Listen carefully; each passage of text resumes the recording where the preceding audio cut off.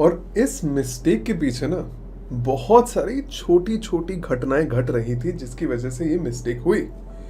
अब ये जो कहानी मैं आपको बताने वाला हूँ, इस कहानी के मेन किरदार है डॉक्टर वीएस वकांकर। डॉक्टर वीएस वकांकर जो है वो पद्मश्री आर्कियोलॉजिस्ट है, हमारे इंडिया के one of the well known archaeologist हैं। बट पहली जो घटना घटती है वो ये है कि डॉक्टर वकांकर इनिशियली उनकी डिग्री जो थी वो पेंटिंग और आर्ट्स की थी। बट घटना ऐसे घटी कि उन्होंने डिसाइड किया कि वो थोड़ा हिस्ट्री की तरफ लीन करेंगे और थोड़ा प्री हिस्ट्री और रॉक आर्किटेक्चर और रॉक पेंटिंग के बारे में पढ़ना शुरू करेंगे। अब इसी टाइम के दौरान सन 1957 में मार्च का महीना था जब वो भोपाल से नागपुर जा रहे थे। अब भोपाल से नागपुर जाने वाली जो ये ट्रेन थी वो इटारसी से होते हुए जाती थी।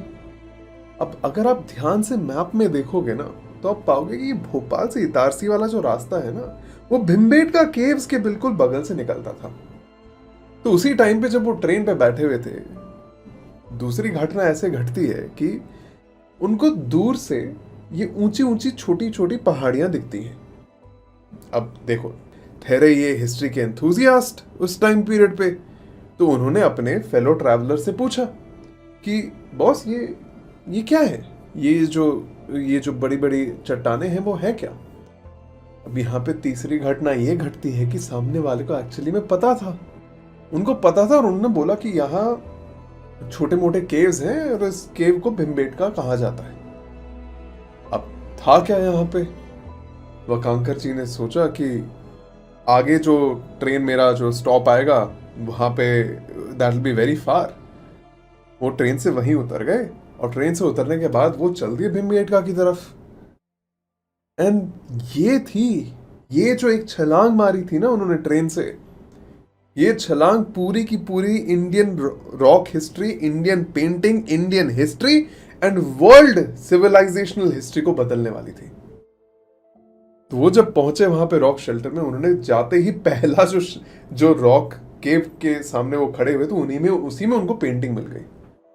और पेंटिंग मिलने के बाद ही उन्होंने एक इंटरव्यू में बताया था कि उन्होंने देखते ही बोला कि यार ये पेंटिंग करीबन एटलीस्ट 1 लाख साल पुरानी होगी।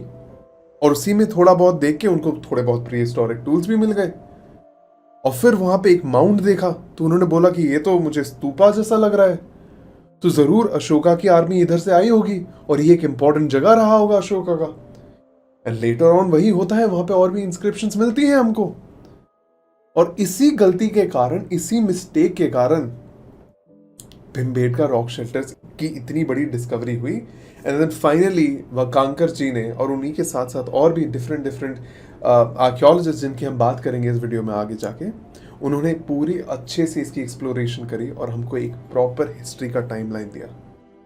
तो in a way they became one of those cornerstones of इतिहास, right? So let's dive in deep and see what the Bhimbetka caves are all about. आजादी का मतलब है स्वतंत्रता, अपने आप को आजाद रखना, किसी के अधीन नहीं रखना। The scheduled cast's leader, Dr. B.R. Ambedkar. Gandhi, Dr. King, dramatized and defined the technique of non-violence, yet he also said that the only alternative to fear is violence. Industry honors India's Prime Minister Nehru. The talks between Indian leaders and members of the Cabinet Mission Lawrence go into conference with the representatives of princely India. You must plead guilty or not guilty. I'm an Indian and India means everything to me. I'm a part and parcel of India. India is a part of my life.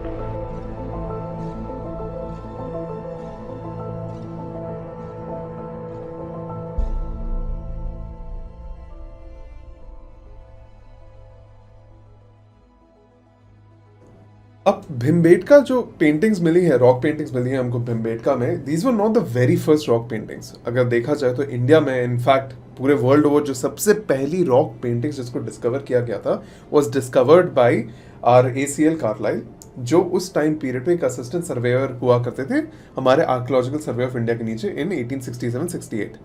अगर 1867-68 की बात हो रही है तो मुझे एक बार comment section में ये भी बता देना कि इस टाइम पे हमारे director general of archaeological survey of India कौन थे, राइट? बट उन्होंने जब ये डिस्कवर किया था, उनको सबसे पहली रॉक पेंटिंग्स उन्होंने डिस्कवर की थी सुहागी घाट, एक एरिया है कैमूर हिल्स के वहां पे, in the Mirzapur district of UP. और बाद में आगे जाके सन 1888 में हमारे यही इन्हीं ब्रिटिश आर्कियोलॉजी की एक टीम ने एक पासिंग रिमार्क डाल दिया था कि भिमबेटका में थोड़ी बहुत कुछ चीजें हैं, बट उन्होंने कभी एक्सप्लोर नहीं किया था। वो तो डॉक्टर वकांकर थे जिन्होंने एक्चुअली एक्सप्लोरेशन की थी यहाँ की। बट अब धीरे धीरे एक्सप्लोरेशन होते होते होते by this point we have over 150 Mesolithic rock art sites that have been found all over in various places. And इसमें सबसे इंपॉर्टेंट बात क्या है पता है? इस मीजोलिथिक टाइम पीरियड के जो मुझे आर्ट्स मिलते हैं ऑल ओवर इंडिया, उनमें बहुत सारी सिमिलैरिटीज मिलती हैं, इवन दो ये लोग एक दूसरे से बहुत दूर थे।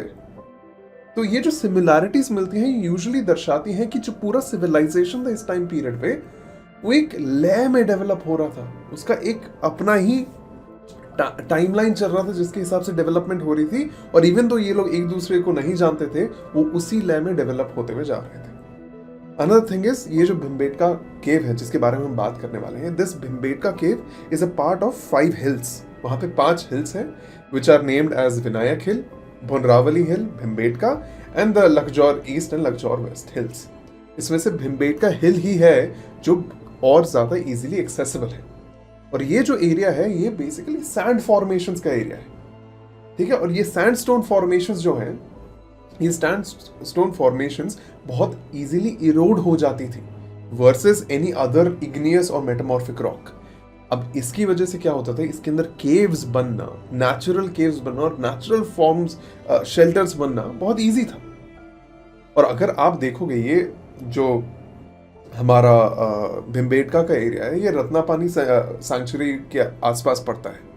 तो यहाँ पे ऑलरेडी पानी की जगह है, यहाँ पे अच्छे जंतु जानवर थे, और यहाँ पे जो क्लाइमेटिक कंडीशन था उस टाइम पीरियड पे भी काफ़ी वेट होता था। तो आप ऑलरेडी सोच सकते हो कि इतना बड़ा जो एरिया है, दिस इज अराउंड 1892 हेक्टर्स का जो एरिया है, इसमें उस टाइम पीरियड पे बहुत बढ़िया रिसोर्सेज और पानी मिलते थे। और अगर इसी तरह नेचुरली फॉर्मिंग अगर मुझे स्ट्रक्चर मिल जाता है तो मुझे शेल्टर भी मिल गया। तो इसीलिए हम पाते हैं कि ये जो अराउंड 642 रॉक शेल्टर्स हैं यहाँ पे, वहां पे throughout a long period of time लोग वहां पे रहे थे।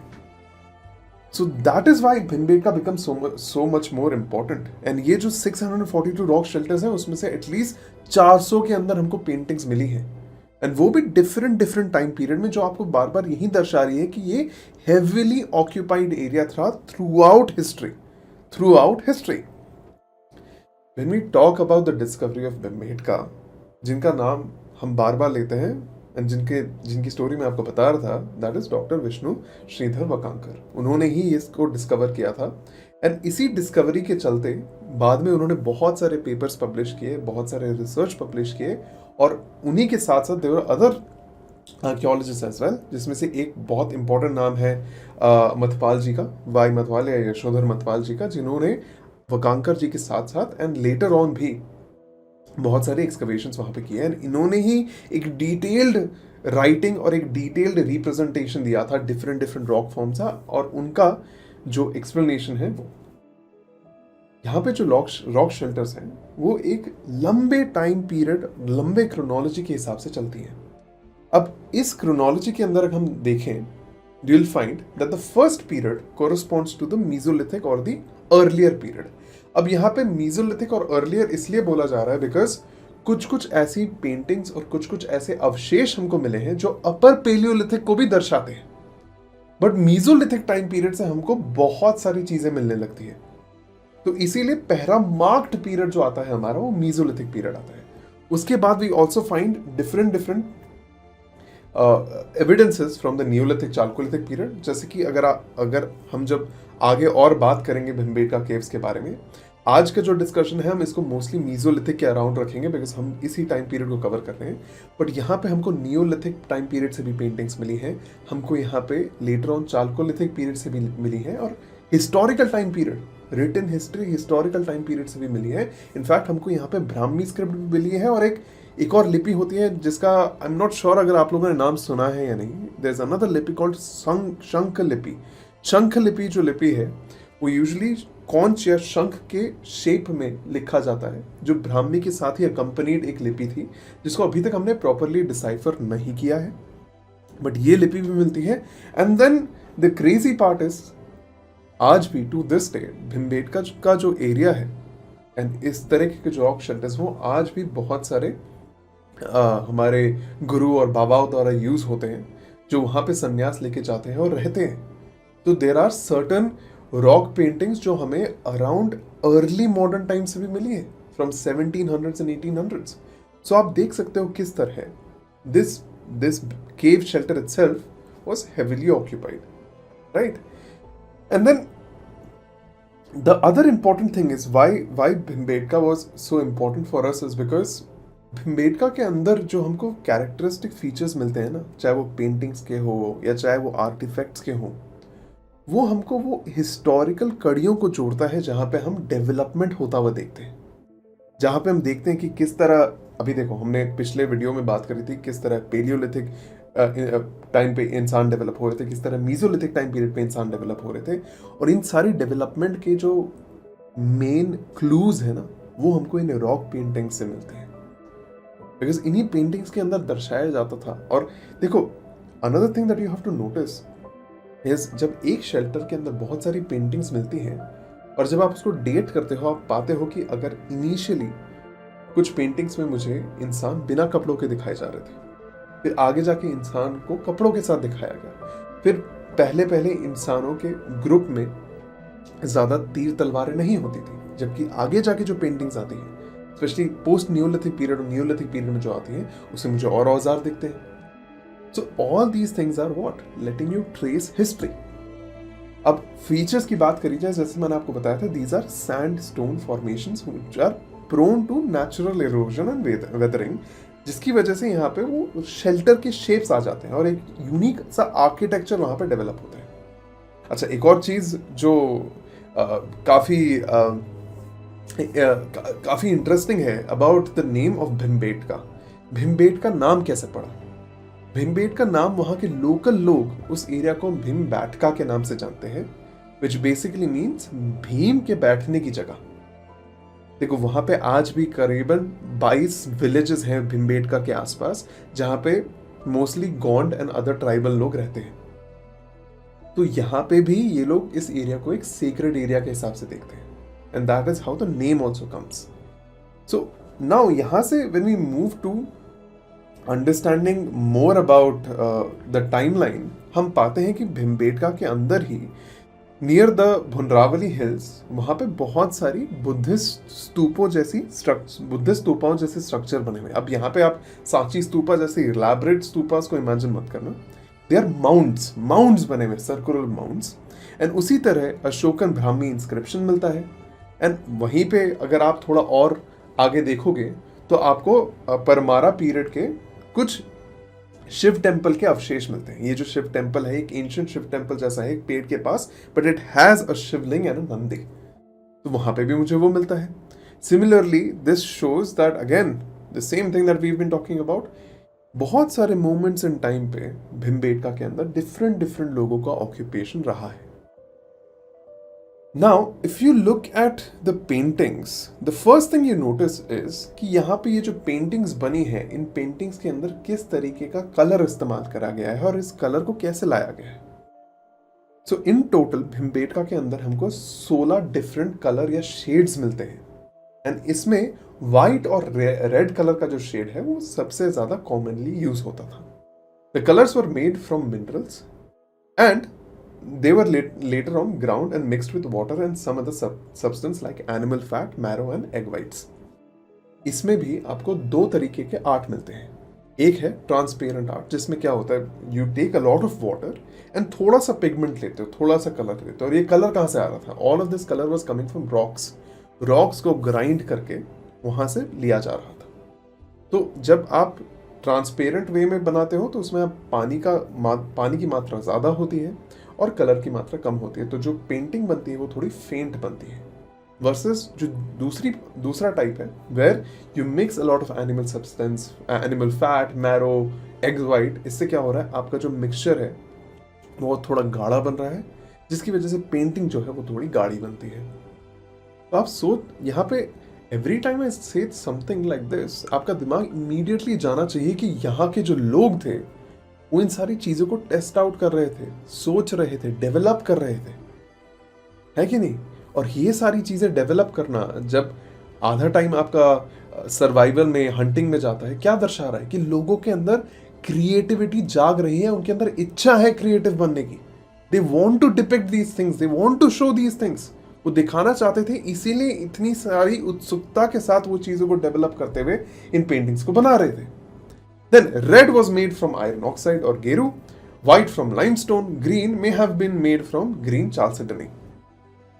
Now some paintings are monochrome in nature, जिसमें वो सिंगल कलर के साथ इस्तेमाल करा गया है। Some are polychrome, जिसमें ज्यादा कलर्स यूज किए गए हैं। The handles of brushes must have been made from twigs। अगर ब्रश का इस्तेमाल किया जा रहा था तो या तो वो लकड़ियों को चबा के और लकड़ियों को मैश करके, एक ट्विग को मैश करके उससे बना रहे थे, या कभी कभी प्रॉपर ब्रश भी बनाए जा रहे थे यूजिंग गिलहरी का पूंछ या एनिमल फर या सिमल, एक तरीके का कॉटन, एक तरीके का सिल्क होता है, उसका इस्तेमाल करके। तो again this is again telling you कि इन लोगों के अंदर इच्छा थी इन चीजों को डेवलप करने की।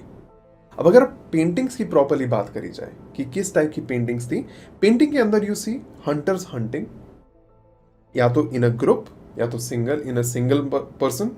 उसी तरह समटाइम्स लोगों के ऊपर मास्क मिलते हैं, समटाइम्स बिना मास्क के भी मिलते हैं। इन पेंटिंग्स के अंदर लोगों के मुंह पे मुखौटा मिलता है, कभी कभी नहीं भी मिलता है।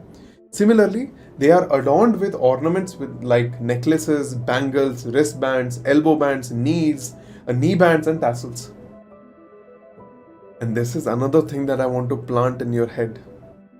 अगर मुझे ज्वेलरी मिल रही है, अगर मुझे ऑर्नामेंट्स मिल रहे हैं, चाहे वो पेंटिंग में मिले, चाहे वो अवशेषों में मिले, पेंटिंग्स मुझे, ये ज्वेलरी मुझे क्या दर्शाएगी?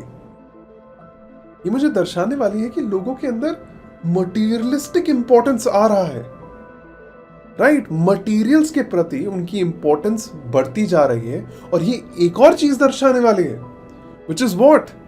देखो, सबके पास सेम अमाउंट ऑफ ज्वेलरी नहीं होगा, किसी के पास ज्वेलरी ज्यादा होगी, किसी के पास ज्वेलरी कम होगी। अब ये कौन डिसाइड करेगा? अब हो सकता है जिसके पास ज्वेलरी ज्यादा हो, या तो उसका सोशल हायरार्की में ओहदा ज्यादा हो, है कि नहीं, लोगों के बीच अपना जो कुल है, अपना जो क्लैन है, उसके उनमें उनका ओहदा ज्यादा हो, या किसी तरीके की एक इकोनॉमी डेवलप हुई होगी, या किसी तरह का एक मटीरियलिस्टिक पोजेशन डेवलप हुआ होगा, जिसकी वजह से एक पर्सन के पास ज्यादा चीजें हैं और दूसरे पर्सन के पास कम चीजें हैं। बिकॉज इसमें भी हम नोटिस करते हैं कि हर पेंटिंग में सबके पास सेम ज्वेलरीज नहीं है, सबके पास अलग अलग ज्वेलरीज है। So again this is telling you that अब शुरू हो रही हैं चीजें। लोग ये हंटिंग और गैदरिंग और फूड के बियॉन्ड सोचने लगे हैं। लोग तेरा और मेरा सोचने लगे हैं। मेरे पास इतनी सारी चीजें हैं, तुम्हारे पास कम चीजें हैं, ये सोचने लगे हैं। So materialistic possession, a social hierarchy, and at some point developing an exchange system, कि किसी तरह का एक एक्सचेंज सिस्टम जिससे किसी के पास अगर कम चीजें हैं तो वो और ज्यादा चीजें ला सके या और ज्यादा चीजें बना सके। Another thing that you see is, कुछ पेंटिंग्स में लोगों के हाथ में हथियार हैं, कुछ पेंटिंग्स में लोगों के हाथ में हथियार नहीं भी हैं। And in some paintings you also see that hunters are accompanied by dogs. कुछ पेंटिंग्स के अंदर आपको हमारे हंटर्स के साथ कुत्ते भी जाते हुए दिखे हैं, which is again telling you what, एक तरीके का जो डोमेस्टिकेशन जिसकी हमने पिछले वीडियो में बात करी थी, वो डोमेस्टिकेशन और इंक्रीज होता जा रहा है। और यहाँ पे मैं आपको ज्यादा स्पॉइलर नहीं दूंगा नियोलिथिक टाइम के बारे में, बिकॉज उस टाइम पीरियड पे जो हमको आगे जाके हाथी और घोड़ों की पेंटिंग्स मिलती हैं, in most of these paintings हमको लोग उस हाथी और घोड़ों के ऊपर बैठे हुए दिखाए गए हैं, but they belong to the Neolithic and post Neolithic period. अभी हम सिर्फ मीजोलिथिक पीरियड के आसपास की बात कर रहे हैं। Now, there are scenes showing traps and snares and others of animals running from hunters. Again, traps. किसी तरीके का एक जाल बनाया जा रहा है एक एनिमल को पकड़ने के लिए, जो आपको क्या दर्शा रहा है? इनके पास एक कलेक्टिव प्लानिंग हो रही है। एंड ये सारी चीजें मिलना, स्पेशली ग्रुप्स में हंटिंग होना, आपको क्या दिखा रहा है? एक कम्युनिटी डेवलप हो रहा है, एक कम्युनल सिस्टम डेवलप हो रहा है। और ग्रुप में हंटिंग होने की एक और चीज जो ग्रुप हंटिंग दर्शाएगा वो ये है कि जब आप ग्रुप में हंटिंग करोगे और जब वो हंट को आप वापस लेके आओगे अपने कम्युनिटी के अंदर, अब इस हंट को बांटना होगा, इसका बंटवारा होगा, राइट? अगर आपने एक हिरन को पकड़ा है, अब इस हिरन को कौन कितना खाएगा उसका भी बंटवारा होगा। अब ये हमारे लिए जानना थोड़ा डिफिकल्ट है कि उस टाइम पीरियड में ये जो बंटवारा होता था, क्या वो इक्वल होता था या वो अनइक्वल होता था? But just between you and me, आपको क्या लगता है उस टाइम पीरियड में क्या होता होगा? अगर मुझे नेकलेसेस और ये चीजें, और आगे जाके हम बरियल्स में भी देखेंगे, लोगों को जब दफनाया जा रहा था, कुछ कुछ टूम्स के अंदर, कुछ कुछ बरियल्स के अंदर हमको ज्यादा मटेरियल मिल रहा था, कुछ कुछ के अंदर हमको कम मटेरियल मिल रहा था। तो इन दोनों चीजों से मैं देख सकता हूं कि किसी ना किसी तरीके की अगर एक सोशल हायरार्की उस टाइम पीरियड पे रही होगी, तो इसका मतलब जरूरी नहीं है कि जो ये शिकार करके आप लेके आ रहे हो उसका इक्वल बंटवारा किया जाए। But again, because we don't have proper evidences, solid evidences, तो ये हम डायरेक्टली क्लेम नहीं करते, बट हम इस चीज के ऊपर एक परसेप्शन, एक धारणा बना सकते हैं कि ऐसा होता होगा। Next thing that we also see is something very very extraordinary. इस टाइम पीरियड पे एक और एक्स्ट्रॉर्डिनरी चीज मिलती है वहां पे, and which is there is a cave painting जिसका डिपिक्शन में ना ही आपको देख के लगेगा ये आज का कोई जानवर है और ना ही आपको लगेगा कि एक पहला रहने वाला कोई जानवर था। एक मिक्सचर मिलता है where the body is of a pig or a boar and the snout, जो मुंह है, that is of a rhinoceros and has horns like a buffalo. So ये जो कॉम्बिनेशन है ना, ये कॉम्बिनेशन क्या है कि एक एब्स्ट्रैक्ट, एक इमेजिनरी कॉम्बिनेशन है, और उस पेंटिंग के अंदर ही हम पाते हैं कि इंसान उससे दौड़ के भाग रहा है। उसका जो साइज है वो बहुत बड़ा है कंपैरिजन में वहां पे जो इंसानों की पेंटिंग बनाई गई है। तो ये दर्शा रहा है कि लोगों के अंदर भय है किसी एक ऐसी चीज का जो शायद एग्जिस्ट ना करता हो, या जिस चीज को उन्होंने देखा ना हो बट जिसके बारे में सुना हो, जिसकी वजह से शायद इस जानवर ने कहीं इनके ऊपर अटैक किया हो, बट उनको पता नहीं है कि ये क्या है और इन लोगों को डर लगता हो। But there is a depiction of a animal जो रियलिटी में एग्जिस्ट कर ही नहीं सकता। So this is again telling you something even more important. यार, ये लोग एब्स्ट्रैक्ट चीजें सोच पा रहे हैं, ये लोग इमेजिन कर पा रहे हैं चीजों को। तो एब्स्ट्रैक्ट चीजों को इमेजिन करना और सोचना, अपने से परे सोचना, एक और चीज दर्शाने वाला है बहुत ही जल्दी। वो ये है कि अब लोग क्वेश्चंस पूछने वाले हैं। यहाँ के लोग जो है ना, वो क्वेश्चंस पूछने वाले हैं उन चीजों के बारे में जिनकी इनको समझ नहीं है। जैसे कि बारिश क्यों होती है, बारिश कौन करवाता है, ये जो मुझे एनिमल मिलता है, ये एनिमल को जब मैं मार देता हूं तो ये एनिमल का सोल कहां जाता है, जब हम मर जाते हैं हमारा सोल कहां जाता है। हमने देखा था मीजोलिथिक टाइम पीरियड के अंदर कि बरियल्स का मतलब है believe in after life. But ये बिलीफ इन आफ्टर लाइफ एक इतनी सिंपल चीज नहीं है।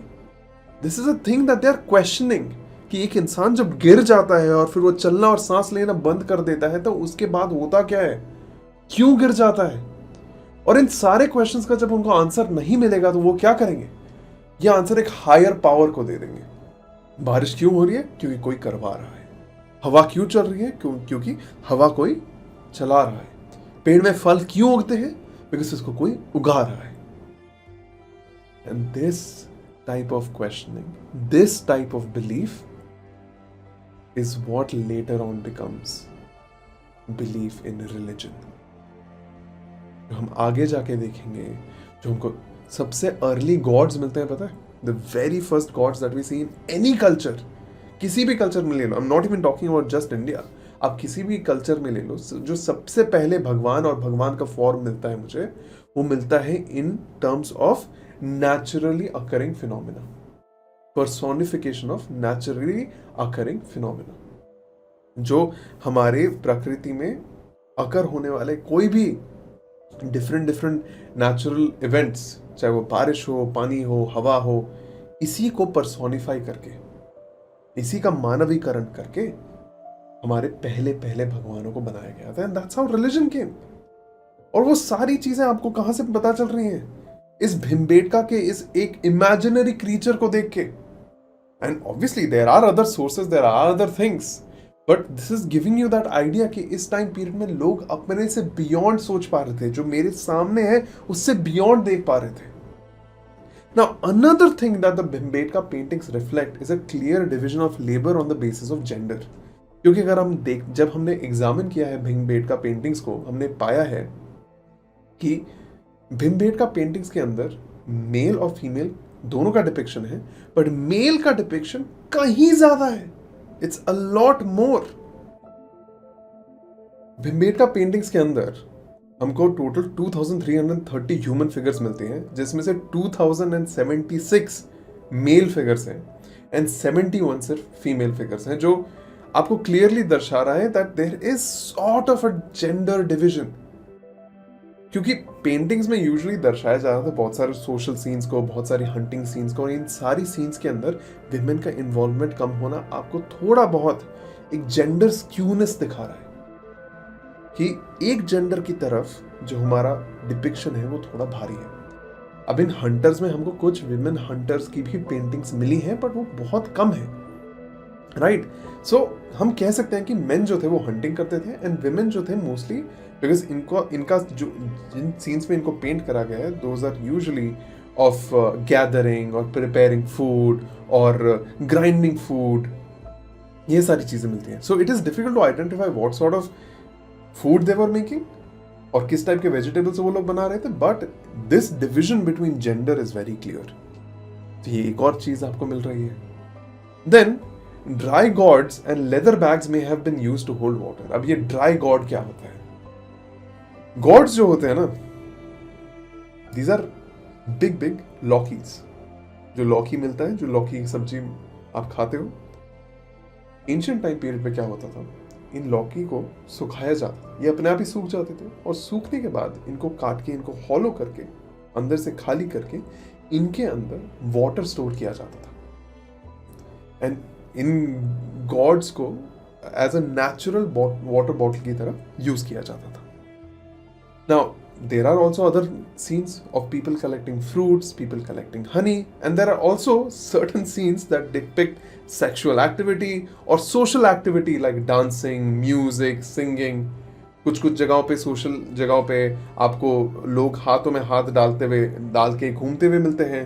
कुछ जगहों पे वो सिंपल एक दूसरे से दूर दूर भी मिलते हैं। And there is a painting that also depicts a rhythmic movement and someone falling over doing the rhythmic movement. तो मतलब ये किसी की कोर मेमोरी होगी जहां पे कोई डांस करते करते गिर गया था, एंड उसको भी रिकॉर्ड कर दिया गया है इन केव पेंटिंग्स के ऊपर।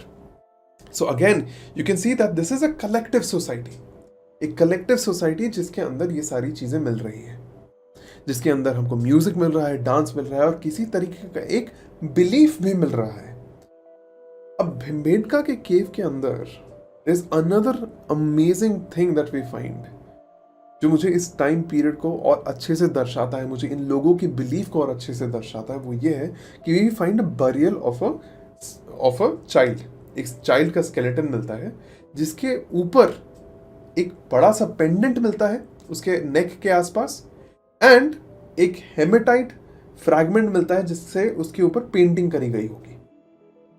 तो ये आपको दर्शा रहा है कि किसी तरीके की एक सेरेमनी करी गई होगी। उसी तरह उस बरील के आसपास बड़े बड़े पत्थर इन सर्कुलर अलाइनमेंट रखे गए थे। ये आपको दर्शा रहा है कि किस तरह जस्ट एक गड्ढा खोद के लोगों को नहीं गाड़ा जा रहा था, वहां पे एक प्रॉपर सेरेमनी हो रही थी। और सेरेमनी होने का मतलब क्या है? कोई एक प्रॉपर रिचुअल फॉलो किया जा रहा होगा। There must be some sort of a ritual that is being followed, right? और इसी रिचुअल को हम आगे जाके और एक्सप्लोर करेंगे, बिकॉज हम पाते हैं इसी मीजोलिथिक पीरियड के आसपास हमको upper palaeolithic, mesolithic as well as आगे आने वाले चाल्कोलिथिक एंड नियोलिथिक पीरियड के भी अवशेष मिलते हैं, जो आपको ये दर्शा रहे हैं कि ये जो Mesolithic period almost carry over हो गया था towards the Chalcolithic period. There is no clear distinction that we need to make here, specially in terms of the Bhimbetka caves. Other burials which were found, in one of them, the lower jaw of an elderly man in his 50s indicates the loss of the first molar a long time before his death. But crazy thing क्या है पता है? That tooth जो उनका जो tooth loss हो गया था, उन्होंने carefully preserve किया था अपने साथ और फिर उसी को उनके साथ bury कर दिया गया था. मतलब personal चीजें और personal possessions, स्पेशली हमसे रिलेटेड चीजें हमारे लिए इंपॉर्टेंट बनती हुई जा रही थी. And another amazing thing is, इससे पहले जो हमको बरियल साइट्स मिलती हैं उनमें एवरेज एज हमको मिलता है for male around 16 to 35 years old and female around 15 to 35 years old. तो अब यहां पे मुझे अराउंड 50-year-old मैन मिलना मुझे ये भी दर्शा रहा है कि क्वालिटी ऑफ लाइफ में इंप्रूवमेंट आ रही है. तो एवरेज एक्सपेक्टेंसी थोड़ी सी, लाइफ एक्सपेक्टेंसी थोड़ी सी बढ़ रही है. But again I will tell you that कि 50s में बरियल्स मिलना specially from this period is not very common. But हाँ, average life expectancy is also increasing, which is telling you what, lifestyle is better, food sources are better, much more regular, and इसकी वजह से population is also going to grow, right? Now, snails and shells were also found associated to various human remains. Burials in extended and crouched position were also discovered in the Mesolithic period. तो एकदम straight लेटाना, और जैसे हमने बात करी थी कि कुछ ऐसी साइट्स हैं जैसे सराय नहर राय है और महदाहा साइट है और दमदमा साइट है, वहां पे हमको बरियल्स जो मिली है मेसोलिथिक टाइम पीरियड से वो वेस्ट टू ईस्ट ओरिएंटेशन में मिली है. एंड यहाँ पे क्राउच पोजीशन में भी मिलना अगेन दर्शा रहा है कि ये पर्पसली किया गया है, किसी पर्पस से किया गया है, किसी चीज को मानते हुए करा गया है.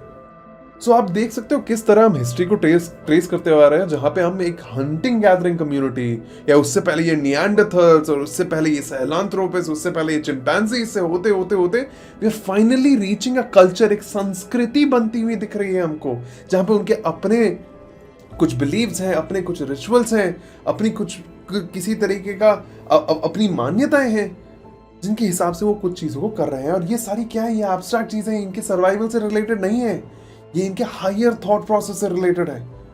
तो मतलब अब ये बियॉन्ड सर्वाइवल जा रहे हैं, है कि नहीं? अब ये इंसान में अब धीरे धीरे इंसानियत जाग रही है. Now in the Mesolithic times a maximum number of shelters were occupied by humans. Hematite red pigments and rubbed stones found from early Mesolithic phase suggest their use in rock art in ritual contexts as well, Jin rituals की मैं बात कर रहा था. अब another thing that we notice during this time period and especially later time periods is that the appearance of copper tools and pottery. अब copper tools और pottery almost mesolithic time period से कोइंसाइड करते थे, जो आपको यह दर्शा रहा है कि किसी एक टाइम पीरियड में हो सकता है मीजोलिथिक और चालकोलिथिक टाइम के लोग एक साथ कोएग्जिस्ट कर रहे होंगे. बाद में iron tools, coins and early historic pottery भी हमको इसके अपर लेयर से मिली है, which is again suggesting you the same thing, that all these timelines में have coexisted in the Bhimbetka caves. थोड़े बहुत आगे पीछे, बट यहाँ पे कंटिन्यूअस हैबिटेशन रहा है, जो हमने आगे भी देखा था. And that's what happens even till this day. एक प्राचीन मंदिर भी आज हमको मिलता है जो इन द 1600s वहाँ पे बनाया गया था, 1700s वहाँ पे बनाया गया था. हम आज भी पाते हैं कि बहुत सारे हमारे सेजेस हैं, ऋषि मुनि लोग हैं, जो वहाँ पे भिमबेटका में आज भी जाके रहते हैं. So again this place has its own significance from history and its own significance from ritualistic culture, right? And then another and perhaps the last question, जो आखिरी question जो मैं आप लोगों से पूछूंगा would be the same question that we've been hinting from the very beginning, which is ये जो पेंटिंग ये लोग कर रहे थे, इसके करने के पीछे क्या महत्व रहा होगा उस टाइम पीरियड में. सोचो, आज तो हम इस हिस्ट्री को पता लगा पा रहे हैं इस पेंटिंग से, which is amazing for us. But in लोगों ने उस टाइम पे क्या उनके दिमाग में आया होगा और उन्होंने सोचा होगा चलो आज मैं जाके इस पर्टिकुलर पेंटिंग को बनाता हूं. And you know the crazy part, यहां पे कुछ पेंटिंग्स हमको मिली हैं जो कंप्लीटली एब्स्ट्रैक्ट है. There is a painting that is abstract because उसमें सिर्फ लाइंस और पैटर्न्स बनाए गए हैं। तो ये क्यों कर रहे थे उस टाइम के लोग? क्या उनके अंदर ये अर्ज आई थी अपने आप को एक्सप्रेस करने की? And that is something that we can only speculate on. इसके बारे में हम बस सोच सकते हैं, हम अपने आइडियाज दे सकते हैं। आप सोच सकते हो कि हो सकता है कि उसको एक बोर्ड की तरह इस्तेमाल किया गया, छोटी पीढ़ियों को, अगले जनरेशंस को दिखाने के लिए करा गया।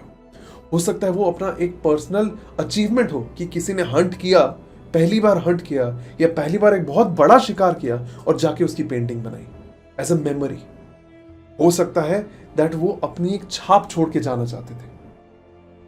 मे बी यहाँ पे एक गुट यहाँ पे रहा होगा और फिर जब वो यहाँ से चले जा रहे थे वो अपनी एक छाप छोड़ के जाना चाहते थे। And all of these are nothing but stories and they are the same stories that these people are telling us through the rocks। जो पत्थरों के थ्रू जो स्टोरीज वो हमको बता रहे हैं, हम उसी स्टोरी को इंटरप्रेट करने की कोशिश कर रहे हैं। And that is the beauty of history. History का जो रुख है, हिस्ट्री का जो अंदाज है, वो इसी परसेप्शन से चेंज हो जाता है, इसी नजरिए से चेंज होता है, जिस नजरिए से आप इस पेंटिंग को देखते हो। एंड मैं आपको गारंटी दे सकता हूं, अभी भी there are so many things that we don't know about history. अभी भी एक्सकवेशंस चलती जाती हैं, अभी भी एक्सकवेशंस करी जाती हैं। अभी भी आप इंडस वाली सिविलाइजेशन की स्क्रिप्ट को देख लो। इंडस वाली स्क्रिप्ट हमसे अभी तक डिसाइवर नहीं हुई, जबकि हमने पूरा अपना एक नजरिया और अपनी एक स्टोरी बना दी है इंडस वाली सिविलाइजेशन के ऊपर। बट मान लीजिए जब ये एक्चुअली में डिसाइफर हो जाता है with this growing age of machine learning, with this growing age of deep learning and artificial intelligence, एक ना एक टाइम पे ये स्क्रिप्ट डिसाइफर हो जाएगी। एंड तब शायद ये पूरा का पूरा जो मेरा नजरिया है इंडस वाली सिविलाइजेशन का वो चेंज हो जाए। जिस तरह हो सकता है कि यहाँ पे कुछ और ऐसे अवशेष मिल जाए हमको भिमबेटका केव्स के अंदर जो शायद इस स्टोरी को बदल दे, या शायद एट वन पॉइंट हमको पता चले कि इन्होंने ये पेंटिंग्स बनाई क्यों थी। So that was the small story about the paintings in Bhimbetka. Thank you so much for watching. अगर आपको ये क्लासेस अच्छी लग रही हैं, so make sure you go ahead and subscribe and share with all your friends, because see, like I said, we're going to do history like this, and we're going to go into the depth and details of history. Because boss, beyond this UPSC examination, beyond any other examination, जिस भी examination का आप prepare कर रहे हो, ये subject ना बहुत प्यारा subject है जो आपको सोचना सिखाएगा. Because let me tell you, ये economics, ये polity, ये geography, all of this emerged from history. All of this वही trace करते हुए आ रहे थे हम from the very first episode of this series called इतिहास. So, thank you so much for watching. My name is Apna Pati. You're watching Ordinary Teachers, and I will see you in the next video.